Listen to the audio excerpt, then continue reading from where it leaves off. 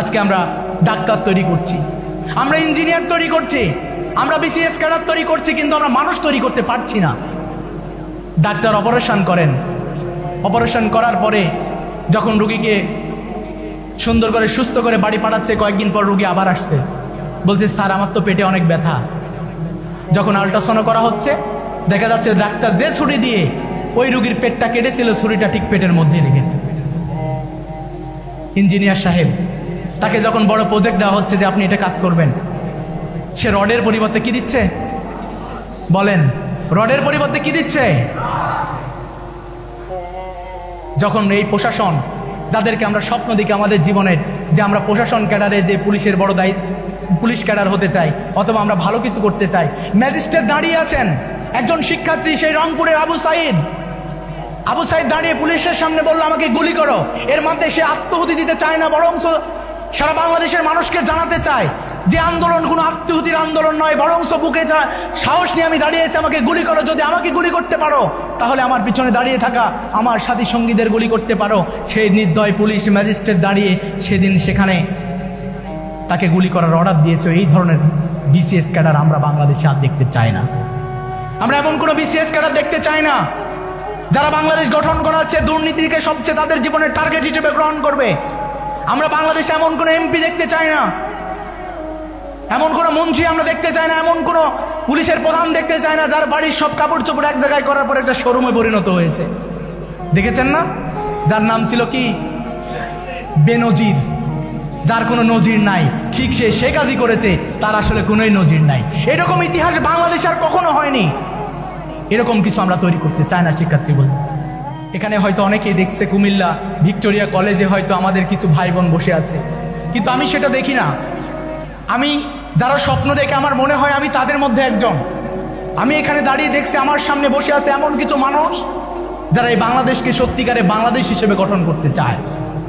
আমি এখানে বসে দেখছি যে আমার সামনে দাঁড়িয়ে দেখছি, আমার সামনে যারা বসে আছে তারা কেবলমাত্র এই কলেজের শিক্ষার্থী নয়, বরং সেই বাংলাদেশকে আগামী দিন তারা নেতৃত্ব দিবে। যারা এই বাংলাদেশের মন্ত্রী হবে, যারা এই বাংলাদেশের এমপি হবে, এই বাংলাদেশের সচিবালয় থেকে শুরু করে বাংলাদেশের প্রত্যেকটি সেক্টরকে দুর্নীতিমুক্ত করার জন্য যারা নিজেকে কাঙ্ক্ষিত মানে গড়ে তুলবে, আমার সামনে আজকে তারাই বসে আছে। সম্মানিত শিক্ষার্থী বন্ধুরা, আমরা লক্ষ্য করেছি আজকে আমাদের এই 5 আগস্টের পরে আমাদের সামনে অসংখ্য চ্যালেঞ্জ এসেছে। আপনি যদি লক্ষ্য করেন, আমাদের বিশ্ববিদ্যালয়ে একজন শিক্ষক বারবার বলতেন এই বাংলাদেশ এমন একটি বাংলাদেশ যে বাংলাদেশের উর্বরতা, এই বাংলাদেশের সম্পদ কেবলমাত্র লুট হয়েছে, এবং এই সম্পদ, আমাদের সম্পদে আমরা এত বেশি সমৃদ্ধ ছিলাম যে তৎকালীন সময়ে যখন ইউরোপিয়ানরা জরিপ করত পৃথিবীর কোথায় সবচেয়ে বেশি সম্পদ আছে, তখন জরিপে 1 নম্বরে যে রাষ্ট্রের নাম বলা হতো তার নাম ছিল এই বাংলাদেশ। আমাদের বিহার, উড়িষ্যা সহ যে বাংলা ভাষাভাষীর মানুষ রয়েছে আমরা তাদের। সারা পৃথিবীতে যে পরিমাণ জিডিপি অর্জন হতো তার 12% জিডিপি নাকি তখন ছিল শুধুমাত্র বাংলাদেশে।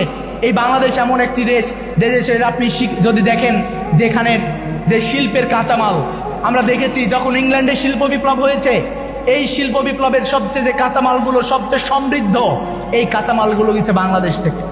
আমরা দেখেছি যে বাংলাদেশ এমন একটি রাষ্ট্র, আমাদের শিক্ষকরা মাঝে মাঝে বলতেন যে এখানে মাটির নিচে রয়েছে তেল এবং কয়লার খনি, এবং ঠিক তার অপরিভাগে রয়েছে পলিমাটি। যেখানে নিচে তেলের খনি থাকলে পৃথিবীর অন্যান্য রাষ্ট্রগুলো তার উপরে মরুময় হয়ে থাকতো। যদি কোথাও গ্যাসের খনি থাকতো তার উপরে থাকতো একটি পাহাড়, যেখানে আর কিছু উৎপাদন করা যেত না। বাংলাদেশ এমন একটি দেশ যার নিচে থাকে তেলের খনি, ঠিক তার উপরেই অপরিভাগে পলিমাটির কারণে সেখানে ধান থেকে শুরু করে সব কিছু উৎপাদন হচ্ছে। সারা পৃথিবী, ইউরোপিয়ানরা এসেছে, আরাবিয়ানরা এসেছে, পর্তুগিজরা এসেছে, শুধুমাত্র বাংলাদেশের এই সম্পদকে তারা আহরণ করেছে এবং লুটপাট করে চলে গেছে। এইরকম একটি রাষ্ট্র, এই রাষ্ট্রে দাঁড়িয়ে আজকে 50 বছর অতিবাহিত হওয়ার পরেও এই স্বাধীন বাংলাদেশে আমরা কাঙ্ক্ষিত কোনো কিছু পাইনি, বরং আমাদের সামনে একটার পর একটা চ্যালেঞ্জ চলে এসেছে। আপনি যদি দেখেন 5 আগস্টের পরে আমাদের সামনে কতগুলো চ্যালেঞ্জ আসলো। আমাদেরকে বেষ্টন করে আছে আমাদের যে বন্ধু রাষ্ট্র, আমি নাম বলবো না, আপনারা সবাই নাম জানেন। আমাদের এই বন্ধুরা কেবলমাত্র আমরা ডাকি বন্ধু, কিন্তু আসলে তারা চায় আমাদেরকে কিভাবে হায়দ্রাবাদে পরিণত করা যায়, তারা চায় আমাদেরকে কিভাবে সিকিমে পরিণত করা যায়। তারা চায় কিভাবে যেমনিভাবে নেপাল এবং ভুটানকে তারা নিজের করায়ত্ত করে সেখানে তারা নেতৃত্ব দেয় এবং তারা নির্যাতিত নিষ্পেষিত হয়, কিভাবে শ্রীলঙ্কা তৈরি করা যায়, এই চিন্তা থেকে গত 15 বছর আমাদের উপর সেভাবে শাসন করা হয়েছে।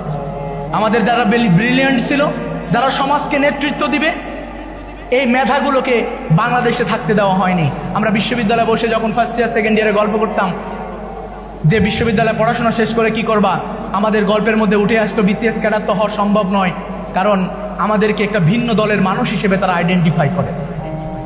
এই রাষ্ট্রে ব্যবসা করা সম্ভব নয়, এ রাষ্ট্রে শিল্পপতি হওয়া সম্ভব নয়, এ রাষ্ট্রে ভালো কিছু করা অনেক কঠিন, কারণ এখানে দুর্নীতির পরিমাণ এত বেশি, আমরা যা করবো তার চেয়ে বেশি আমাদেরকে চাঁদা দিতে হয়।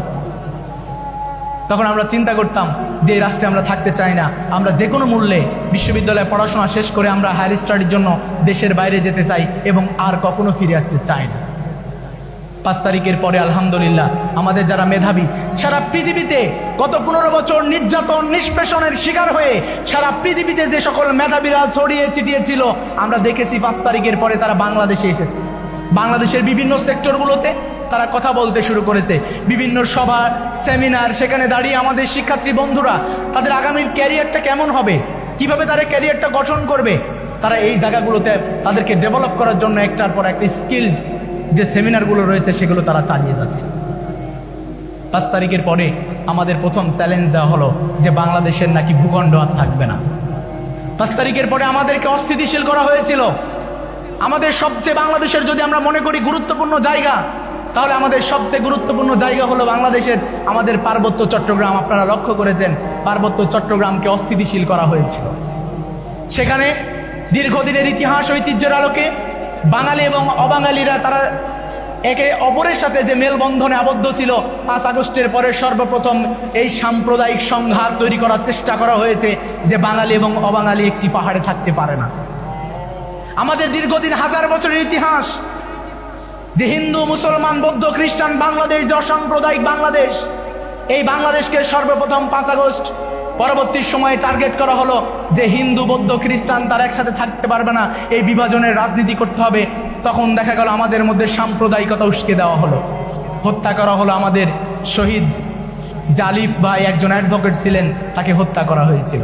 কিন্তু আমাদের ইতিহাস তো এরকম না।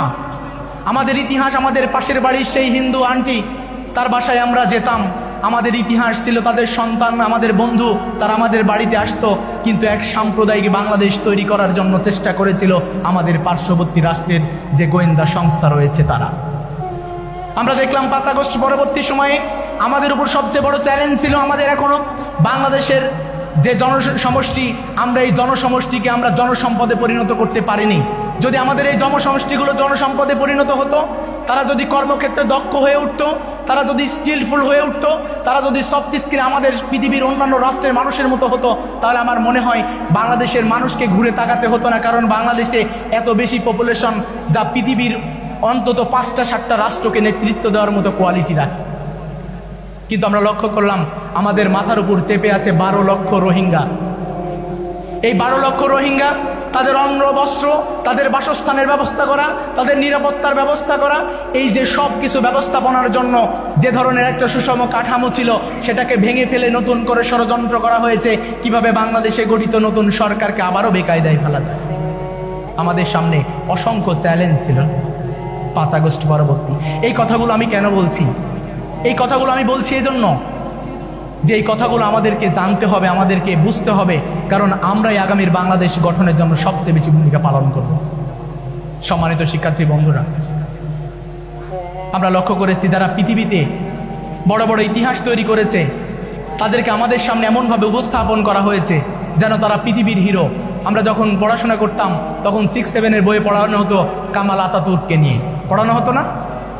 বলা হতো কামাল আতাতুর্ক, গেউলফ বলা হতো যে কামাল আতাতুর্ক এমন একজন ব্যক্তি ছিলেন যিনি আধুনিক তুরস্ক গড়ে তুলেছিলেন। কিন্তু বলা হয়নি যে কামাল আতাতুর্কের হাত ধরে যে মুসলিম খেলাফত ছিল, এই খেলাফতের পতন ঘটানো হয়েছিল। কামাল আতাতুর্কের হাত ধরে মুসলমানদের 1000 বছরের ইতিহাস তুরস্কে আজান দেওয়া বন্ধ করা হয়েছিল, সেখানে কোরআন পড়া বন্ধ করা হয়েছিল।